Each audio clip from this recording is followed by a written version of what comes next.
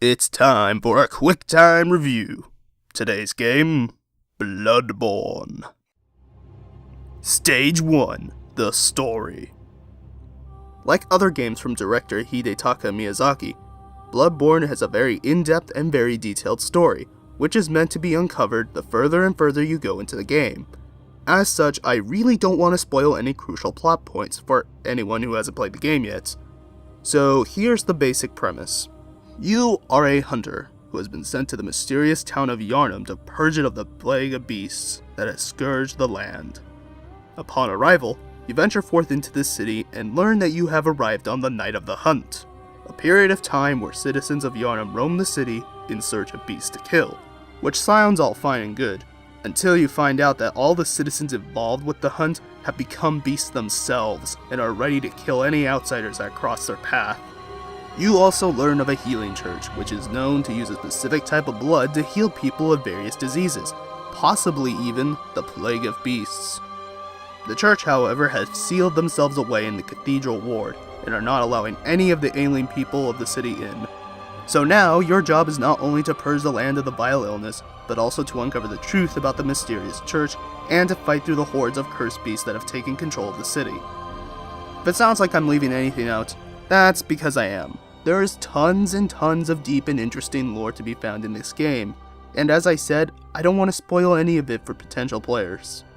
I will say this though, everything in this game serves a purpose, so if you want to really get the full extent of the story, make sure that you take the time to inspect every little detail of every item you come across.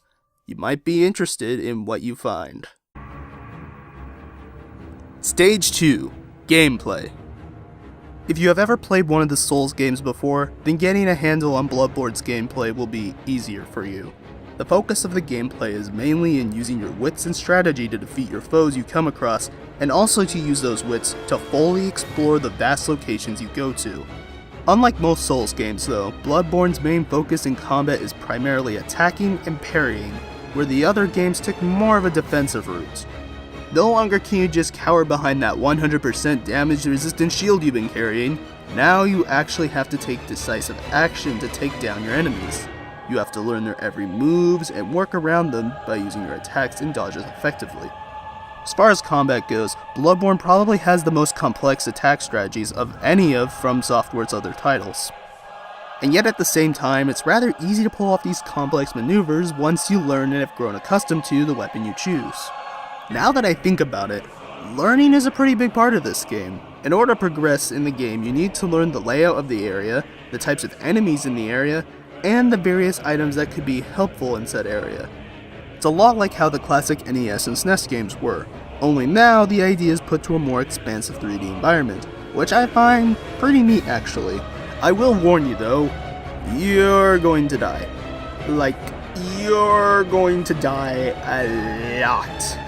And it will get frustrating at times, but if you learn from your mistakes and figure out how to avoid imminent demise, then you'll gain so much satisfaction when you finally conquer these challenges.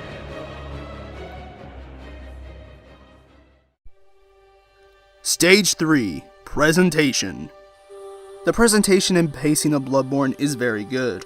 Each level you go to feels like a natural progression from the last one you played. Each of the areas supports its own atmosphere, which helps you to grasp not only the importance to the story, but also the emotions that the developers wanted you to feel in entering this area. Most of this is represented through the visuals, since Bloodborne doesn't often have very much music in a level. But when it does though, the atmosphere that you felt from the area's visuals is multiplied tenfold. The massive orchestral sounds, the emanating vocals, they all play a huge part in portraying the area, and it works oh so well. Speaking of music, let's talk about sound. The sound design in this game is absolutely brilliant. Every sound helps not only to bring life to the world, but also helps you to play the game.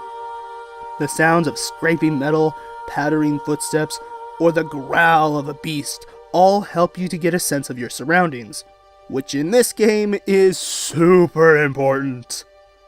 The visuals are also presented very well. Being on an 8th generation console helps to give this game an extra level of detail to the world, which like the music, helps to deliver the atmosphere of the area you're in. Sure, it isn't the necessarily best looking game on the PS4, but it's still pretty darn impressive.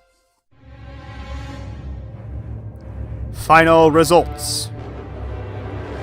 Overall, Bloodborne is a pretty good game. I might even dare say it's the best of the Soulsborne series, at least in my opinion anyway. I do have a few personal gripes with the game, but nothing too terrible that it would downgrade the quality. And yes, there have been a few noticeable glitches in the game, but I haven't found any of them to be really game-breaking. With an interesting story, great presentation, and interesting and satisfying gameplay that will keep you playing for more than the approximately 45-hour main game, Bloodborne gets my rating of 9 out of 10. Give or take if you can stand the loading times. Hello everyone, and thank you for all watching my quick time review on Bloodborne. A quick shout out to the YouTuber Epic Namebro, who has been posting some good walkthroughs on this game. Without him, I probably would have not been able to get as far as I have in the game, so thanks man, you really helped me out. If you want to see any of my other videos, click the annotations on the right and on the left. If you like this video, then please make sure to hit that like button, and maybe even share it with your friends. And if you want to see more of my stuff in the future, go ahead and click that subscribe button. Again, thank you for watching, and I'll see you guys in the next video.